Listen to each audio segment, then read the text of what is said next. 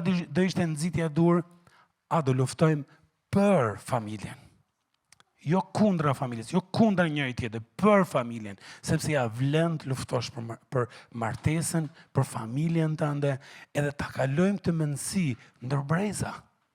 Brezave të kalamajve tonë, kalamajt e kalojnë kalamajve tonë. Pse? Sepse Perëndia nuk do që bitë e ti të rriten me pasiguri, në abuzim, të divorcuar, me i printu, me gjysmëprindëri atje, të turpëruar, plot frikë, pa shpresë. Këto do i ligu për familjen. Nuk e do Perëndia këta. Perëndia do që të kemi shpresë, të kemi siguri. Le të jemi si Nehemia, kur e pyetën Nehemian, Nehemia 4, vargu 14 thotë kështu. Masi e shqyrtova situatën, u ngrita dhe u thash paris gjyqtarëve pjesës tjetër të popullit. Mos kini frikë nga ata. Kujtoni Zotin e Madh dhe të Mëshirshëm, pjesa e fundit.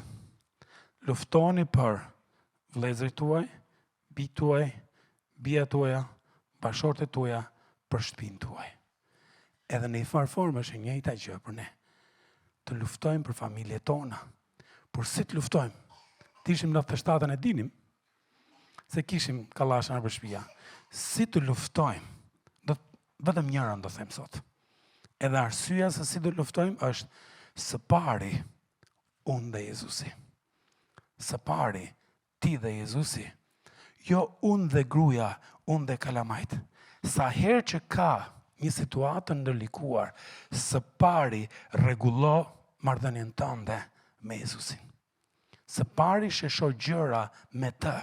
Sepse ka njerëz që duan të rregullojnë familjet e veta, ata janë vetë copash. Si mund të rregullojë një njeri copash familjen e vet? Uzure me burrin ose me gruan. Edhe i the, muj sy do të ndaj, do të mbyll, do të bëj këtë, do të bëj atë. Pastaj pajtohesh dhe i thu, më falë se isha lot të puna. Nuk do i them o këto llafe. Pastaj kalon ca ditë tikën zari prap, hap fjalorin prap. Fillon prap. E di pse ndodh kjo? Sepse nuk e ke sqaruar me Krishtin lëndimet nga marrëdhëniet e vjetra. Ka akoma plaga ty të pashurume. Edhe sa herë që të bezdis ajo, të zgjojnë ato gjërat, e ti thu, gjithë gratë kështu janë, gjithë burrat kështu janë, gjithë to janë kështu, gjithë to janë ashtu. Ose i thua fjalë të rëndë fëmijëve, dhe pastaj i thu, më falë të keqen babi, më falë 100 herë të keqen mami. Ma sa ditë ç'a bën? Prap. Ndo sepse qarë, nuk je marrë me zemërimin, zemërimi po flej gjumë aty. Edhe zgjohet, edhe shpërthen në i kalamajve, apo në i dikujt, meru me zemërimi dhe lërja Krishtit.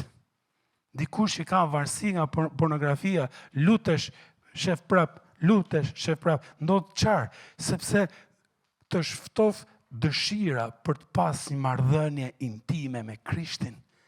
Edhe atë po e le pastore, edhe ngushëllimin po e gjeku, mas ekrani telefonit. Ose po del me dike edhe staman përkushtohesh. Ndo sepse nuk ja ke lënë Krishtit plagët e ndarjeve të mëparshme. Edhe ajo plaga, sa fillon lidhjet marrë ngjyre serioze, ndizet flamuri kuq, e tuf ike me vrapse. Të kujtojt ndarje e prindërve, të kujtojt një histori më parë, apo çfarë do lloj gjëje. Kështu që mënyra e parë se si rregullohet familja ime, familja jote, është duke rregulluar zemra tona së pari. E di cili do të jetë vargu i çdo familje? 1 Gjonit 4:11. Ne e duam atë, sepse ai na deshi i pari. Kjo i shëron familjet, është dashuria e Krishtit. Për sa kohë që ndrojmë lidhur me Krishtin, çfarë do bëj? Nuk do na marrin gjërat. Momenti që nuk qëndrojmë të lidhur me Krishtin, do na marrin gjërat. Do na marrë durimi, do na marrë dashuria, do na marrë nervat, por ama sa kohë që qëndrojmë të lidhur me Krishtin, marrim prej tij, japim të tjerëve. Marrim prej tij, japim prej tjerëve. Sepse, shiko, shpesh partnerët kanë pritje nga partneri, pritje që i plotson vetëm Zoti. Prandaj çiftet zihen e grihen e ndajnë. Kanë ca pritje nga ai, nga ajo, si ato thënjet, you complete me. E kjo është, më duket thënia më idiote. E di pse, se më duket ai personi sikur është mushkoj, sikur është plesh, sikur është morr, që ka shkuar aty, është bosh fare, shko aty, ta thithi e të ngopet ky. E tash u ngopa unë, tash më plotsove ti mu. O shok, vetëm Krishti na plotson. Nëse kemi kaq pritje jo realiste nga partneri, do të zhgënjehemi. Prandaj shpesh marrëdhëniet janë lëmsh sepse kanë pritje jo realiste. Njerëzit përfundojnë divorc pse? Ti nuk më plotson, ti s'ke më çat më japësh. Thith unë asgjë gjë. S'ke çat më japësh më. Hyj po të lej. Nga e dim këtë. Instati thot 2024 janë martuar gjithsej 12.100 çifte. Po e gjete se janë divorcu vjet. 6.632. Pse? Ti nuk më plotson më. Qa kështë përdojnë edhe, ti s'du më, që du më? Prandaj përqindja e çifteve që divorcojnë për herë dytë është shumë e ullët. Sepse ata e kuptojnë, ore, nuk që nga gjitha i kësaj, nuk që nga gjitha im, jemi të dy. Edhe e vërteta është, ka gjëra që i ngop vetëm dashuria e Krishtit. Vetëm dashuria e Krishtit. Nga e dim këtë, Nedi na ka thënë një statistikë, që është çiftet që luten bash ka shumë pak shanse që divorcohen. Sepse nuk mund të rish tu lutet tu zonë një të në kohë. O të lutesh dhe përqafohesh, o të rrifesh me këpus kokës. Shiko, kjo thënie në ekran. Sepse kur marrëdhënia vertikale është e mirë, marrëdhënia jote me Perëndin është e mirë, marrëdhënia horizontale edhe ajo do përfitojë. Kur kjo është e shëndetshme, edhe kjo do jetë e shëndetshme. Kështu që martesa më e mirë nuk vjen vetëm kur dy njerëz e duan fort njëri tjetrin, por kur ato të dy duan Krishtin së pari. Një litar tresh nuk kuputet lehtë, thot shkrimi. Edhe kur një çift e do Zotin fort, Krishti ndryshon zemrat. Nga egoist i bën të mendojnë të bëjnë më sakrifikues për tjetrin. Kështu që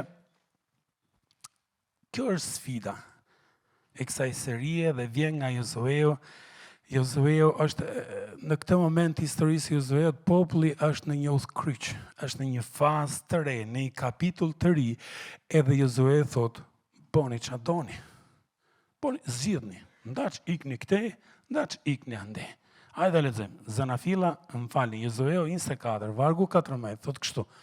Prandaj Josueu thot, tani t'ja kini frikë Zotit dhe shërbeni me ndeshmëri dhe besnikëri. Hiqni perëndit të cilëve u shërbyen etrit tuaj me ata në lumit dhe në Egjipt dhe vihuni në shërbim të Perëndisë. Hiqni mallkimin e brezave, hiqni modelet e vjetra të familjeve që ke pa apo që ke përjetu, bëjeni gjërat sipas modelit Perëndisë. Vargu 15. Dhe në rast se ju duket gjë e keqe të shërbeni Zotit, zgjidhni sot, bëni ç'a doni. Zgjidhni sot. O shërbeni perëndive, edhe shkoni i herë Maltomorit, i herë në Kishlaqit, i herë ku doni me shku, zgjidhni bëni ç'a doni.